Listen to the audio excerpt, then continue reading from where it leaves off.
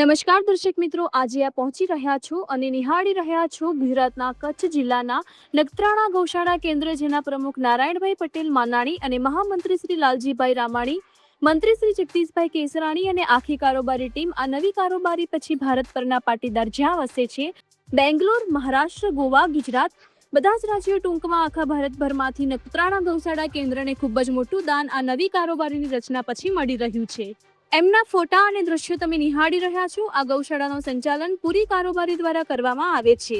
પણ વિશેષ, હું પણ નખત્રાણાનો હોતા વધારે પડતા એક એવા વ્યક્તિ જેનું નામ લાલજી હંસરાજ રામાણી છે. રોજ પાંજરાપોળમાં એટલે કે ગૌશાળા કેન્દ્રમાં એમની હાજરી અવશ્ય હોય છે. બીજા બધા કારોબારી સભ્યો પણ અવારનવાર આવતા રહે છે. વિશેષમાં જણાવતા આનંદ થાય છે કે આ ગૌશાળા કેન્દ્ર નખત્રાણા વર્ષો જૂની ચાલતી સંસ્થા છે. હમણાં નવી કારોબારીએ દાનવીરના દાન મળતા એક નવો નિર્ણય લીધો છે. જે નંદીઓ એટલે કે આખલા બળદ જે રખડતી હાલતમાં છે, એમના માટે પણ ઉત્તમ વ્યવસ્થા ઊભી કરી અને ભવિષ્યમાં આનું પણ નિર્માણ થવા જઈ રહ્યું છે. આની જાહેરાત પ્રમુખ શ્રી નારાયણભાઈ પુંજાભાઈ માનાણીએ કરી છે. નખત્રાણાની અંદર આ બધી વ્યવસ્થાઓ જે કરવામાં આવી રહી છે ખૂબ જ સરાહનીય છે.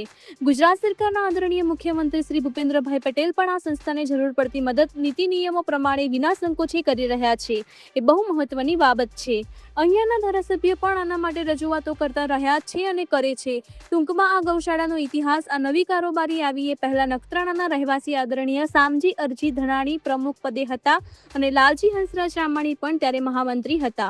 ભૂતકાળમાં પણ આ શામજી બાપાની આગેવાનીમાં સંસ્થાનો વિકાસ મોટે પાયે થયો હતો.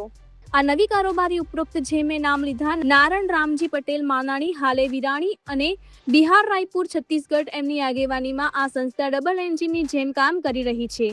દાનવીરનો પણ એટલો જ સાથ અને સહકાર આ સંસ્થાને મળી રહે છે. ખૂબ ખૂબ ધન્યવાદ. પાટનગર સંદેશ ગુજરાત અને એમના પ્રતિનિધિ અને વરિષ્ઠ પત્રકાર કમલેશ ચંદુલાલ નાકરાણી, નખત્રાણા, એમને આ સુંદર મજાનું રિપોર્ટિંગ કર્યું છે અને સમાચાર લીધા છે.